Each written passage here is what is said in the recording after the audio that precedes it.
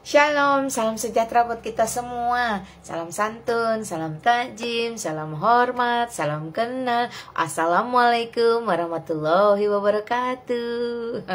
Thank you Sang Kakala Harhab. Komentarnya ditanggapi lagi ya sama Mak Lina Wijaya. Perhatikan, bongkar Bible-mu. Agar kamu tahu di mana Yesus ketika berumur 12 sampai 30 tahun. Siap.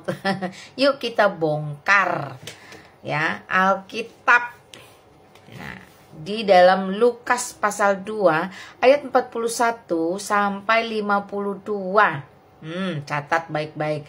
Perikopnya saja berjudul Yesus pada umur 12 tahun Yesus pada umur 12 tahun dia dalam goa, dia bersembunyi, dia melarikan diri, dia goib, bla bla bla bla bla bla bla bla. Itulah fitnahan, tuduhan, asumsi liar yang selalu ditujukan kepada Alkitab. Tapi Mak mau bacakan yang benar kayak gimana sih? Ayat 41, tiap-tiap tahun orang tua Yesus pergi ke Yerusalem untuk merayakan Paskah. Nah loh, artinya setiap tahun Yesus Kristus tidak pernah hilang, tidak pernah goib, tidak pernah melarikan diri, tidak pernah sembunyi dalam gua. Tetapi dia mengikut semua tradisi orang tuanya sebagai bangsa Israel, sebagai orang Yahudi. Mereka tetap merayakan Paskah, wajib hukumnya, dan harus pergi dari Nazaret ke Yerusalem. Tuh, cakep, catat ya. Lalu ketika Yesus telah berumur 12 tahun, pergilah mereka ke Yerusalem seperti yang lazim pada perayaan itu. Perayaan apa coba? Paskah. Makanya Yesus Kristus itu merayakan Paskah. Ketika hari-hari itu berakhir, sementara mereka berjalan pulang, tinggallah Yesus, anak itu, di Yerusalem tanpa diketahui orang tuanya. Karena mereka menyangka bahwa ia ada di antara orang-orang seperjalanan mereka. Berjalanlah mereka sehari seperjalanan jauh, lalu mencari dia di antara kaum keluarga dan kenalan mereka. Karena mereka tidak menemukan dia, kembalilah mereka ke Yerusalem untuk mencari dia. Setelah 3 hari, mereka menemukan dia di dalam bait Allah. Baitullah.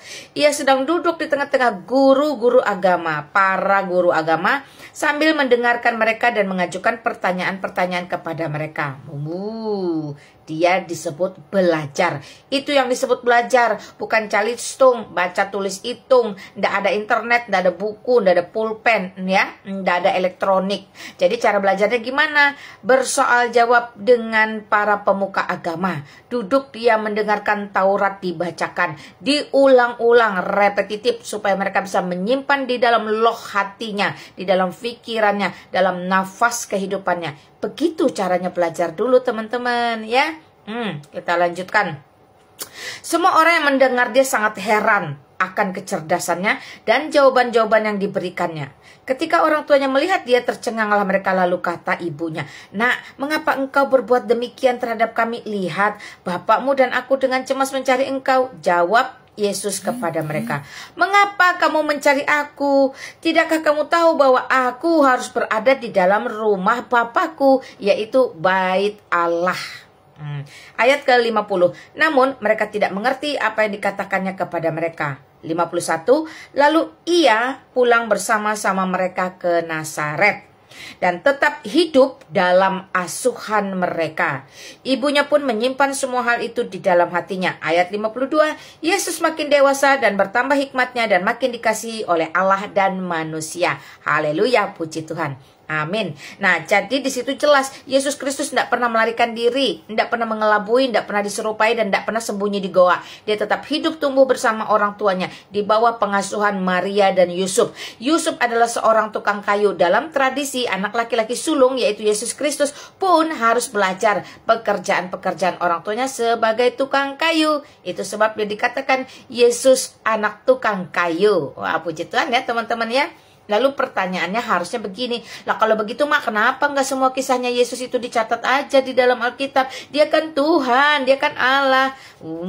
Oke, tenang. Ada jawabannya. Di dalam Yohanes pasal 20 piro ini ya, lakonnya opo to Pak, mantep. Nah, di dalam Yohanes pasal 21 ayat 25. Perhatikan baik-baik. Masih banyak lagi hal-hal lain yang diperbuat oleh Yesus. Tetapi jikalau semuanya itu dituliskan satu persatu, jalan harus kaki kanan dulu melangkah, tidur harus miring menghadap kanan, ya, kencing harus jongkok, dan segala macam. Jika semua itu harus ditulis semua, ya. Tetapi jikalau semua itu dituliskan satu persatu, kupikir dunia ini tidak dapat memuat semua kitab yang ditulis itu. Wah, amin, haleluya, puji Tuhan. Alkitab hanya mencatat esensi agenda Allah, rencana Allah, karya agung Allah. Benang merahnya hanyalah Allah akan nuzul ke dunia. Firman-Nya akan diutus menjadi daging. Di dalam dunia melalui perawan kudus Bunda Maria lahirlah bayi kudus, yaitu Yesus Kristus. Jadi yang menjadi inti dari Alkitab bukan bagaimana kehidupan Yesus Kristus setiap hari ketika dia bertumbuh besar, tetapi apa yang Allah ingin lakukan bagi dunia melalui Yesus Kristus, ya. Karena Yesus Kristus sejatinya adalah Allah itu sendiri yang nuzul ke dunia menjadi manusia. Jadi karya agung keselamatan Allah, pendamaian Allah kepada dunia itu jauh lebih penting. Pengajaran Kristus, larangan Kristus, perintah Kristus, dan tradisi-tradisi kehidupannya sebagai bangsa Israel, suku Yahudi, itu yang jauh lebih penting. Oke? Tidak penting kalau dia tidur harus ngadep mana, masuk kamar mandi bawa nama Allahnya atau tidak, atau kalau mau buang hajat mesti ngantongin batu atau tidak, itu tidak penting.